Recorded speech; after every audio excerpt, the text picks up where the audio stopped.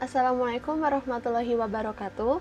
Perkenalkan, saya Siti Natasha dari Universitas Kristen Indonesia.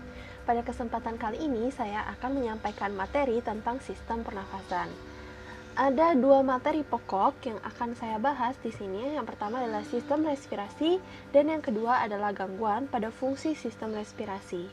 Sebelum kita mempelajari apa itu sistem pernafasan, kita harus mengetahui terlebih dahulu tujuan pembelajaran dari materi ini.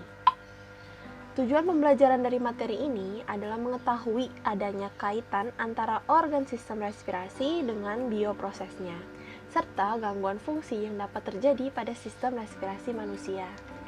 Kalau begitu, kenapa sih kita harus belajar sistem respirasi? Fenomena apa yang belakangan ini terjadi terkait sistem respirasi manusia? Mari kita lihat bersama.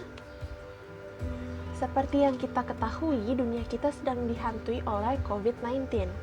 Banyak korban yang berguguran akibat virus berbahaya ini. Tapi, apakah kamu tahu kalau virus corona ini menyerang sistem pernafasan manusia? Bagaimana sih cara dia menginfeksi saluran pernafasan manusia? Dan bagian apa yang diinfeksi oleh virus corona ini? Akan kita bahas di gangguan fungsi sistem pernafasan.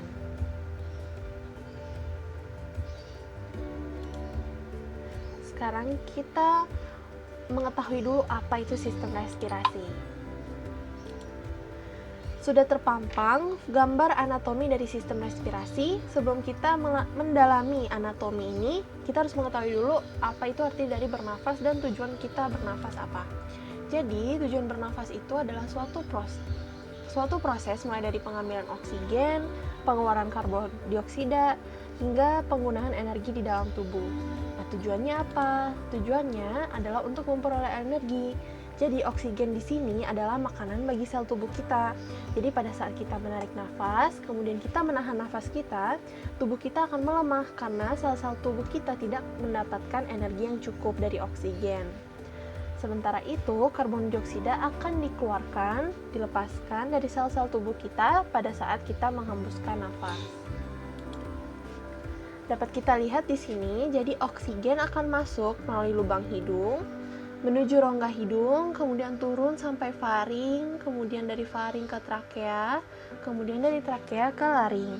Dua cabang ini merupakan bronkus. Jadi bronkus mempunyai cabang lagi, namanya bronchiolus. Jadi paru-paru tersusun dari bronchiolus dan alveolus. Kalau kita lihat di sebelah kanan, alveolus berhubungan langsung dengan banyak kapiler darah. Jadi pada saat oksigen masuk, oksigen akan langsung disalurkan oleh alveolus ke darah-darah. Nah, darah ini, pembuluh darah ini akan membawa oksigen ke sel-sel target seperti sel otot, dan sel lainnya. Kemudian sama seperti pengeluaran karbohidrat melalui alveolus juga, kemudian melalui faring, dan akhirnya keluar melalui rongga hidung.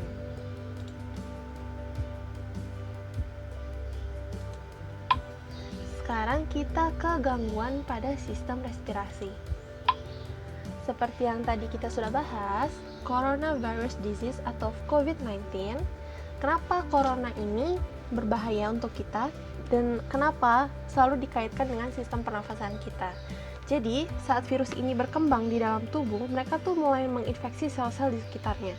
Kemudian, virus ini dengan cepat merambat masuk ke pangkal paru-paru.